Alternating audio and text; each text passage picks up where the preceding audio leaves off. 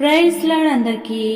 ఈరోజు అపోస్తలుడైన పౌలు తిమోతికి వ్రాసిన మొదటి పత్రిక 2వ అధ్యాయం చదువుకుందాము. ప్రారంభిస్తున్నాను. మనము సంపూర్ణ భక్తియు మాన్యతయు కలిగి నెమ్మదిగాను సుఖముగాను బ్రతుకు నిమిత్తము అన్నిటికంటే ముఖ్యముగా మనుష్యులందరి కొరకును రాజుల కొరకును అధికారులందరి కొరకును విజ్ఞాపనలను ప్రార్థనలను యాచనలను కృతజ్ఞతాస్తుతులను చేయవలెనని హెచ్చరించుచున్నాను. ఇది మంచిదియు మన రక్షకుడగు దేవుని దృష్టికి అనుకూలమైనదియునై ఉన్నది. ఆయన మనుషులందరూ రక్షణ పొంది సత్యమును గూర్చిన అనుభవ జ్ఞానము గలవారై ఉండవలెనని ఇచ్చయించుచున్నాడు. దేవుడొక్కడే, దేవునికిని నరులకును మధ్యవర్తియు ఒక్కడే, ఆయన క్రీస్తు యేసను నరుడు. ఈయన అందరి కొరకు విమోచన క్రయధనముగా తన్ను తానే సమర్పించుకొనెను. దీనిని గూర్చిన సాక్ష్యము యుక్త కాలములయందు ఇయ్యబడును.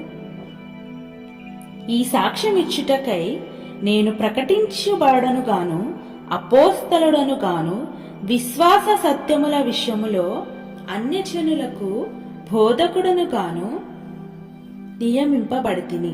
నేను సత్యమే చెప్పుచున్నాను, అబద్ధమాడుటలేదు. కావున ప్రతి స్థలమందును పురుషులు కోపమును సంశయమును లేనివారే పవిత్రమైన చేతులెత్తి ప్రార్థన చేయవలెనని కోరుచున్నాను.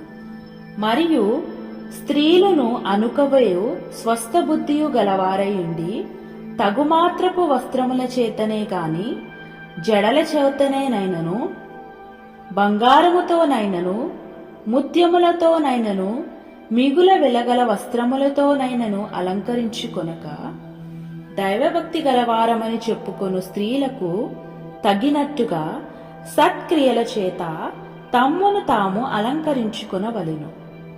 స్త్రీలు మౌనముగా ఉండి సంపూర్ణ విధేయతతో నేర్చుకొనవలెను. స్త్రీ మౌనముగా ఉండవలసినదే గాని ఉపదేశించుటకైనను పురుషుని మీద అధికారము చేయుటకైనను ఆమెకు సెలవీయను.